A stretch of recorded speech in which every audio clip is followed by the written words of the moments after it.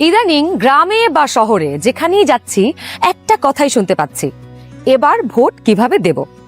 এবার নাকি একদিনে 2 ভোট, তার মানে ভোট সেন্টার 2বার যেতে হবে, 2বার লাইনে দাঁড়াতে হবে। Lot of confusion. কিন্তু এই সব কিছু নিয়ে আপনার যাবতীয় দুশ্চিন্তা আজ দূর হয়ে যাবে।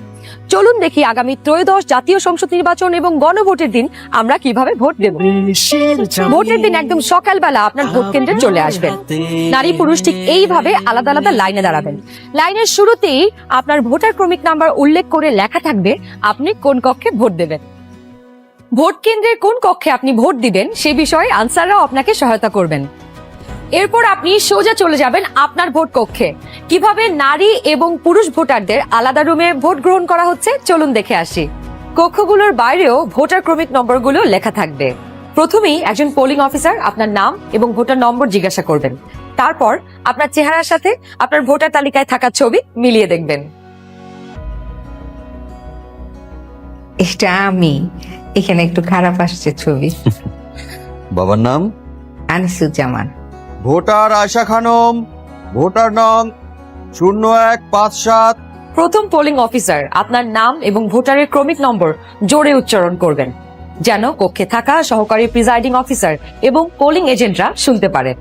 এরপর দ্বিতীয় পোলিং অফিসার আপনার আঙুলে অমোচনীয় কালি লাগিয়ে দেবেন। তারপর আপনি চলে যাবেন সহকারী প্রিজাইডিং অফিসারের টেবিলে। প্রিজাইডিং অফিসার আপনার ভোটার নাম্বার লিখে আপনাকে 2টো ব্যালট পেপার দেবেন।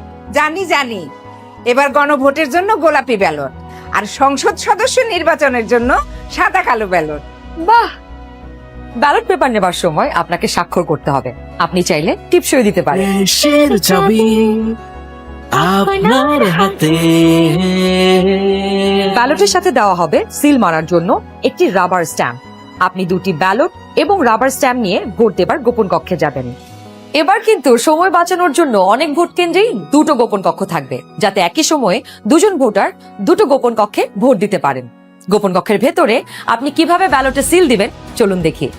গণভোটের গোলাপি ব্যালটে হ্যাঁ এবং না 2টো ঘর থাকবে।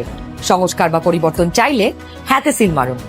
গণভোটে আপনি হ্যাঁ দিলে সবগুলো সংস্কার পাবেন, আর না দিলে কোনো সংস্কারই পাবেন না। এরপর ব্যালটটি লম্বালম্বি ভাঁজ করুন যেন সিলের রং অন্য ঘরে না পড়ে। এরপর আড়াআড়ি ভাঁজ করুন। সংসদ সদস্য নির্বাচনের জন্য সাদা কালো ব্যালটটিতে থাকা আপনার পছন্দের ব্যক্তি বা দলের মার্কায় সিল মারুন। সিলটি কিন্তু নির্ধারিত ঘরের বাইরে যাওয়া যাবে না। মার্কার বাইরে সিল পড়লে আপনার মহামূল্যবান ব্যালটটি বাতিল হয়ে যাবে। সিল মারার পর এই ব্যালটটিও প্রথমে লম্বালম্বি ভাঁজ করুন যেন সিলের কালি অন্য মার্কায় না লাগে। এরপর আড়াআড়ি ভাঁজ করুন। এবার গোপন কক্ষ থেকে বের হয়ে স্ট্যাম্পটি সহকারী প্রিজাইডিং অফিসারকে ফেরত দিন এবং একই ব্যালট বক্সে 2টি ব্যালট পেপার ফেলুন। ব্যাস, হয়ে গেল একদিনে 2 ভোট। একদম সহজ, তাই না? তাহলে নিশ্চিন্তে ভোটের দিন চলে আসুন আপনার ভোট কেন্দ্রে আর ভোট দিয়ে বুঝে নিন দেশের মালিকানা, দেশের চাবি আমাদের হাতে।